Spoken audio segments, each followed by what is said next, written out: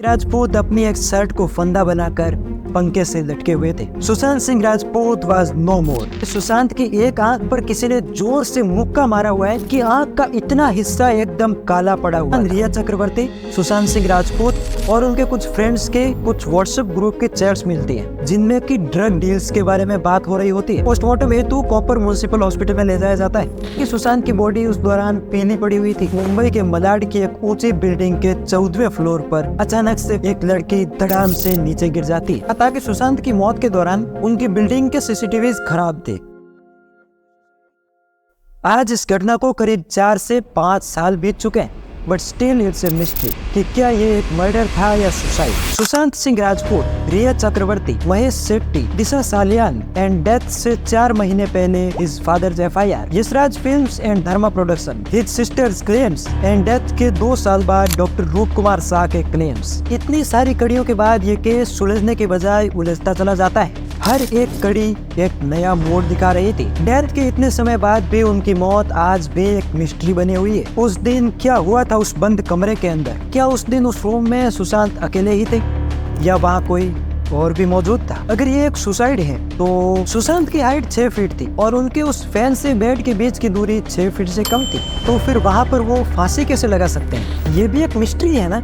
अगर ये सुसाइड था तो उनकी हड्डियां टूटी हुई कैसे थी? क्या सुशांत सिंह एक ड्रग एडिक्ट थे? अगर हाँ तो रिया चक्रवर्ती NCB के उस केस से बच कैसे गई? उस ड्रग्स वाले केस का क्या हुआ? आज के दिन सुशांत का केस कहाँ तक पहुँचा? चलिए SSR के केस की अनसुलझी गुत्थी को सुलझाते हैं। देखते हैं कि शुरू से अब तक इस केस में क्या क्या हुआ और आज ये केस कहाँ तक पहुंचा। खम्मा गणी सगला भायानो मोसो तारो विश्वास मारवाड़ी। थोड़ा सा ना ये वीडियो लंबा जरूर हो जाएगा, but it's my humble request कि इस वीडियो को एंड तक जरूर देखना, जिससे कि पूरी स्टोरी समझ आ सके। चलिए शुरू से शुरू करते हैं।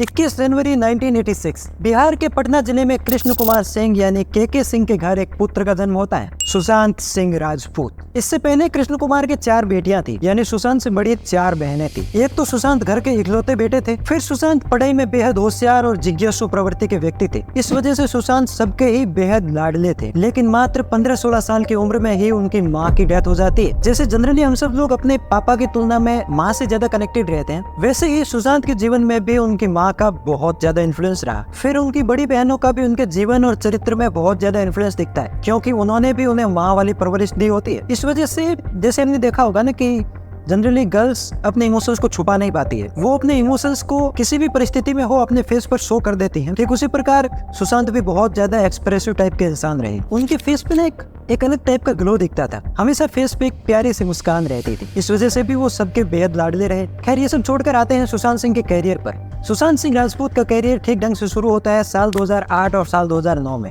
इस समय उन्हें टीवी सीरियल्स में काम करने का मौका मिल जाता है। इससे पहले वो थिएटर करते थे और कई मूवीज में बैकग्राउंड डांसर के तौर पर काम करते थे। लेकिन साल 2009 में सुशांत सिंह राजपूत को एक बड़ी अपॉर्चुनिटी मिलती है। साल 2009 में उन्हें ZTV के एक शो पवित्र रिश्ता में लीड रोल मिल जाता है, जिसके बाद इस शो में सुशांत सिंह की परफॉर्मेंस लाजवाब रही, जिसके चलते उन्हें बहुत ज्यादा पॉपुलैरिटी भी मिली। इस शो के दौरान सुशांत सिंह टीवी इंडस्ट्री के बेस्ट एक्टर्स में से एक थे। इस शो के बाद साल 2013 में राजपूत ने फिल्म इंडस्ट्री में अपने कदम रखे। इनकी पहली फिल्म थी Kai Po, that was all time blockbuster. TV के बाद जब फिल्म इंडस्ट्री में हाथ आजमाया तो वहाँ पर भी सुशांत सिंह नंबर 1 रहे। इस फिल्म के बाद उन्हें लगातार फिल्में मिलती रही और उनके करियर में कई सारे अप्स एंड डाउन्स रहे। उन अप्स एंड डाउन्स के बीच साल 2015 में उन्हें एक ऐसी मूवी मिल जाती है जिसने सुशांत सिंह राजपूत को द सुशांत सिंह राजपूत बना दिया। स्टार से सुपरस्टार बना देने वाली इस मूवी का नाम हम सब जानते हैं, MS Dhoni the untold story. इस मूवी ने सुशांत को वो सफलता दिलाई जो लोगों को कमाने में दशकों दशक तक लग जाते हैं। खैर सुशांत के जीवन में सब कुछ ठीक ही चल रहा था कि अब साल आता है 2020। ये वो साल था जब हम सब लोग अपने अपने घरों में बंद थे। उस दौरान सुशांत सिंह अपने मुंबई के बांद्रा वाले फ्लैट में थे। उस दौरान उनके साथ में उनके 2 मित्र और एक शेफ थे। देखो सुशांत की डेथ हुई थी 14 जून 2020 के दिन, लेकिन इस कहानी की शुरुआत हो जाती है 25 फरवरी 2020 के दिन। 25 फरवरी के दिन सुशांत सिंह के पिता KK सिंह मुंबई के बांद्रा पुलिस स्टेशन में एक FIR दर्ज करवाते हैं रिया चक्रवर्ती के खिलाफ कि सुशांत सिंह को रिया चक्रवर्ती से खतरा है। खैर उन्होंने FIR दर्ज करवाई और उसके बाद करीब 4 महीने बीत जाते हैं, लेकिन इस FIR पर कोई एक्शन नहीं हुआ और होना भी नहीं था, क्योंकि सुशांत रिया के सपोर्ट में थे। खैर एकदम शांति के साथ 4 महीने बीत जाते हैं। फिर तारीख आती है 8 जून 2020। इस दिन रात्रि के समय मुंबई के मलाड की एक ऊंची बिल्डिंग के 14वें फ्लोर पर एक पार्टी चल रही होती है और इस पार्टी के दौरान अचानक से एक लड़की धड़ाम से नीचे गिर जाती है और उसकी डेथ हो जाती है। उस लड़की का नाम था दिशा सालियान। दिशा सुशांत सिंह राजपूत की एक्स मैनेजर थी। खैर, दिशा की मौत सिर्फ एक एक्सीडेंट थी, लेकिन उनके केस की जांच के दौरान मीडिया ने कई लोगों पर सवाल खड़े किए और उनमें से एक सुशांत सिंह राजपूत भी थे। खैर, उस घटना को याद करते हुए आज के दिन सुशांत की बहन श्वेता सिंह बताती है कि सुशांत इस घटना से बहुत ज्यादा दुखी थे और फिर उनका नाम भी इस केस में उछाला जा रहा था, तो वो इससे भी बहुत परेशान थे। इस केस की जांच चलती रहती है और तारीख आती है 13 जून 2020। 13 जून की रात सुशांत सिंह हमेशा की तरह ही खाना खाकर अपने रूम में चले जाते हैं। वैसे तो सब कुछ सामान्य ही लग रहा था, लेकिन आज शायद सुशांत बहुत ज्यादा परेशान थे, क्योंकि इस रात को 2 बजे सुशांत सिंह 2 लोगों को कॉल लगाते हैं और वो दोनों कॉल अनरिसीव्ड जाती है। रिया चक्रवर्ती एंड महेश शेट्टी। आप में से ज्यादातर लोग रिया चक्रवर्ती को जानते होंगे, लेकिन शायद आप महेश शेट्टी से परिचित नहीं होंगे। खैर, जो नहीं जानते उनके लिए बता दूं कि रिया चक्रवर्ती तो सुशांत सिंह की गर्लफ्रेंड थी, लेकिन महेश शेट्टी वो उनके पुराने मित्र थे। टीवी में काम करने के दौरान से ही वो सुशांत सिंह के मित्र थे और जब भी सुशांत लो फील किया करते थे तो वो महेश शेट्टी को कॉल लगाकर उनसे बातचीत कर लेते थे, जिससे उनका मन हल्का हो जाता था। और इस रात को भी शायद सुशांत ने इसी वजह से महेश शेट्टी को कॉल किया था, लेकिन शायद उस रात सुशांत की किस्मत ठीक नहीं थी, क्योंकि सुशांत ने उस समय 2 लोगों को कॉल लगाया और दोनों ही कॉल अनरिसीव्ड गई। उस रात 2 बजे कॉल लगाने के बाद सुशांत सोए भी थे या नहीं पता नहीं, लेकिन सुबह 6:30 बजे वो कमरे से बाहर निकल गए थे। इस दिन सुबह करीब 9 बजे वो अपनी बहन से बात करते हैं। उसके बाद करीब 10:15 बजे वो गूगल पर जाकर सर्च करते हैं सुशांत सिंह राजपूत। शायद वो अपना नाम सर्च करके ये देखना चाहते थे कि लोग उनके बारे में क्या सोच रहे हैं। इसके बाद करीब 11:30 बजे उन्होंने जूस पिया और टेबलेट्स ली और इसके बाद क्या हुआ हम सभी बहुत अच्छे से जानते हैं। दोपहर के खाने में क्या बनाना है, जब ये जानने के लिए उनके कुक ने उनका दरवाजा खटखटाया तो रूम के अंदर से कोई रिस्पॉन्स नहीं आया।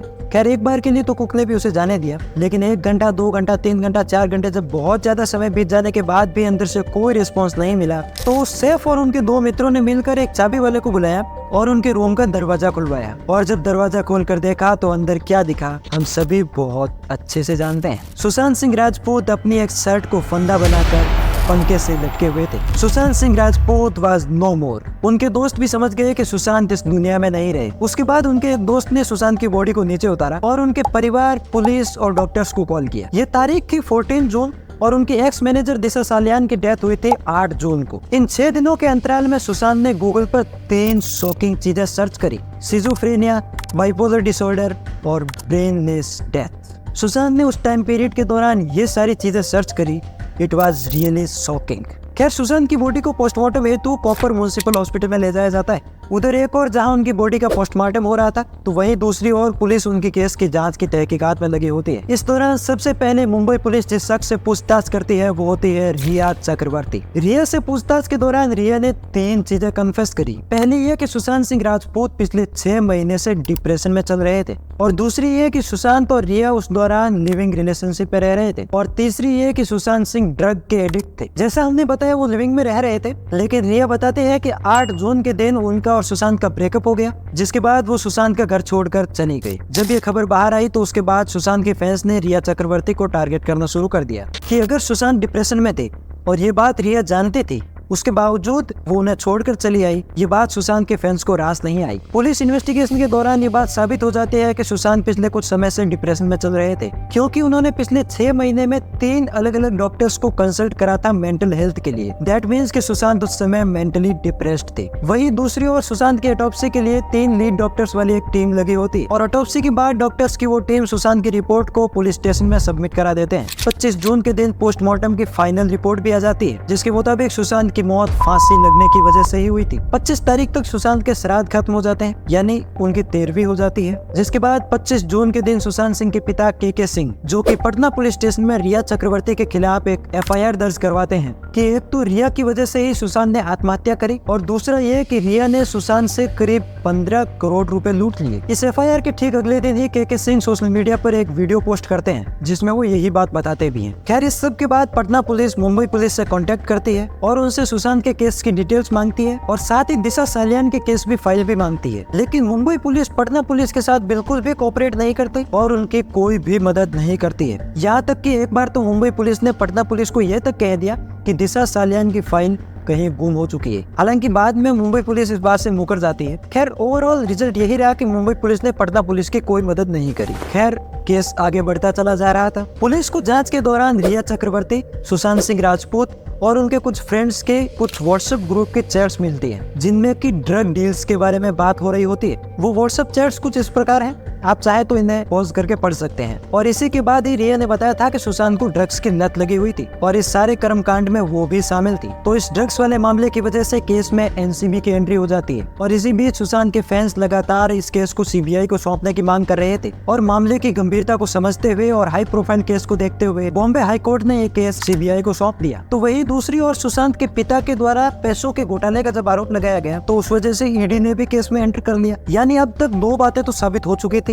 पहला ये कि सुशांत मेंटली डिप्रेस्ड थे और दूसरा ये कि सुशांत ड्रग्स कंज्यूम करते थे। और अब तक इतना तो सब मान ही चुके थे कि सुशांत ने आत्महत्या ही करी है। हालांकि उनके फैंस इस बात को आज भी नकार देते हैं, मगर उनका परिवार ये बात मान चुका था। लेकिन उनके परिवार का भी यही सवाल था कि आत्महत्या तो करी, लेकिन क्यों करी। एक तरफ तो सुशांत सिंह के इमोशनल फैंस जो कि आज भी इस बात को एक्सेप्ट नहीं कर रहे कि उन्होंने आत्महत्या करी, तो वहीं दूसरी ओर इस केस में कुछ ऐसे सवाल उठ जाते हैं जो कि आज भी लोगों के बीच पहेली बने हुए हैं। जिसमें पहले ये कि सुशांत की हाइट 6 फीट थी, लेकिन उनके बेड से फैन के बीच की दूरी 6 फीट से कम थी। तो सुशांत वहां पर लटक कैसे सकते हैं? तो इसका जवाब कुछ इस प्रकार है कि एक तो सुशांत खुद ही बताते थे कि मेरी हाइट 6 फीट है, हालांकि ऐसा नहीं था।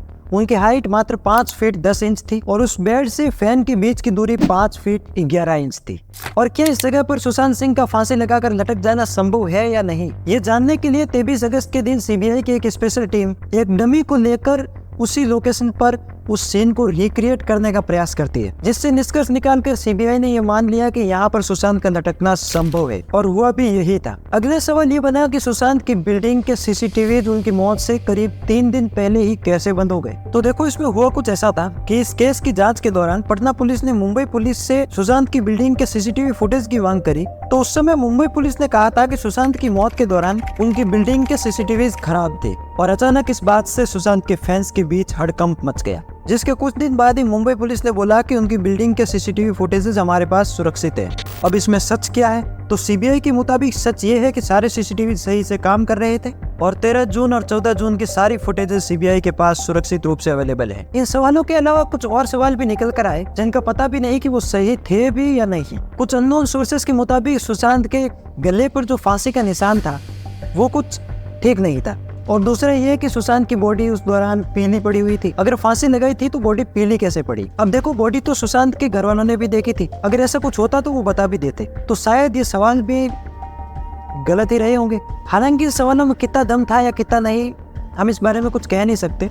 तो वहीं दूसरी ओर ड्रग्स वाले केस की बात करें तो 8 सितंबर के दिन एनसीबी ने रिया चक्रवर्ती को इस केस में गिरफ्तार किया। हालांकि सबूतों के अभाव में इसके 1 महीने बाद ही बॉम्बे हाई कोर्ट ने रिया चक्रवर्ती को बरी कर दिया। और बात ईडी वाले केस की करें तो उसमें भी ईडी को कुछ भी हाथ नहीं लगा। यानी शायद के सिंह का पैसे वाला आरोप भी झूठ ही था। खैर, इस समय तक एक तरफ तो फैंस रिया को टारगेट करने से बाज नहीं आ रहे थे कि उनकी वजह से सुशांत की डेथ हुई है, तो वहीं दूसरी ओर फैंस टारगेट कर रहे थे बॉलीवुड लॉबी को कि बॉलीवुड के ही कुछ बड़े लोगों ने मिलकर सुशांत को मारा है। और यहाँ पर बॉलीवुड को लपेटने का वैलिड रीजन भी था, क्योंकि राजपूत के पास साल 2019 में छिछोरे के बाद करीब 7 बड़े मूवी प्रोजेक्ट्स थे और उनमें से एक ये भी थी जो भी हाल ही में आई थी ना, चंदू चैंपियन, कार्तिक आर्यन वाली। तो ये जो 7 बड़े बजट की मूवीज थी, इनमें सुशांत की कास्टिंग ऑलरेडी हो चुकी थी। तो वो कुछ यूँ था कि बॉलीवुड के कुछ नामी डायरेक्टर्स और नामी प्रोड्यूसर्स की वजह से ये मूवी सुशांत के हाथ से चली जाती है। और जैसा बॉलीवुड में पास्ट में कुछ एक्टर्स के साथ हुआ भी है कि अचानक से वो इंडस्ट्री से गायब हो जाते हैं और उनका नामो निशान खत्म हो जाता है। शायद सुशांत को भी इसी का ही डर था,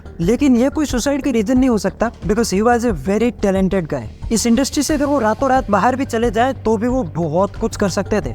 खैर, वापस आते हैं अपनी स्टोरी पर। देखें, ऐसा बिल्कुल नहीं हुआ कि ये प्रूव हो गया कि वो सुसाइड ही था तो स्टोरी यहाँ खत्म। नहीं, अभी तो बहुत बड़े बड़े खुलासे होने बाकी थे। जून 2020 में इनकी डेथ हुई और उसके बाद करीब 6-8 महीने तक ये केस मीडिया में हाईलाइट रहा, लेकिन इसके बाद लोगों की इस केस में दिलचस्पी खत्म हो जाती है और जिसके चलते मीडिया को टीआरपी मिलनी बंद हो जाती है और मीडिया ने भी इस केस को कवर करना बंद कर दिया। करीब 2 साल बीत जाने के बाद ये केस मीडिया में तब आया जब एक रूप कुमार शाह नाम के व्यक्ति आज तक को इंटरव्यू देते हैं और कुछ बहुत बड़े बड़े खुलासे करते हैं। इन्होंने कहा कि जब सुशांत की बॉडी पोस्टमार्टम हेतु कोपर हॉस्पिटल में आई थी तो ये भी पोस्टमार्टम वाली टीम में ही थे, यानी सुशांत के पोस्टमार्टम में इनका भी योगदान था और ये उस समय वही मौजूद थे। तो उस दौरान वो बताते हैं कि सुशांत की एक आंख पर किसी ने जोर से मुक्का मारा हुआ है, ऐसा एक निशान था। उनकी आंख का इतना हिस्सा एकदम काला पड़ा हुआ था। और दूसरी बात वो रस्सी वाली बताते हैं कि उनके गले पर रस्सी का जिस प्रकार से निशान था वो फांसी के निशान की तरह नहीं था, यानी जैसा सुशांत का निशान होता है वो उस प्रकार का नहीं था।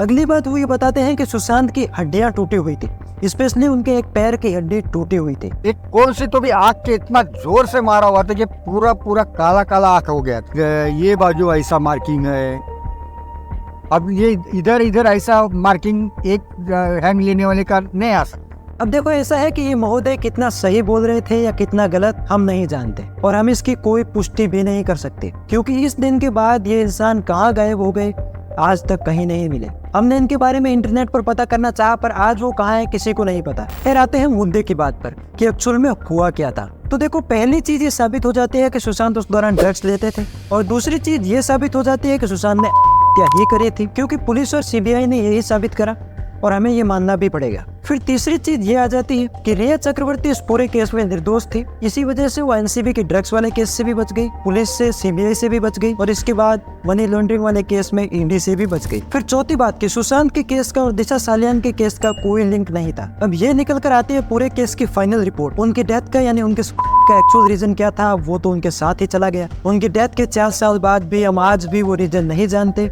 और शायद कभी जान भी नहीं पाएंगे। हम सिर्फ इतना जानते हैं कि इस देश ने एक हीरा खो दिया। मात्र 34 साल की उम्र में सुशांत सिंह राजपूत जैसा शख्स इस दुनिया को छोड़कर चला गया। भगवान उनकी आत्मा को शांति दे। जय हिंद, जय भारत। याद रखिएगा, विश्वास मारवाड़ी।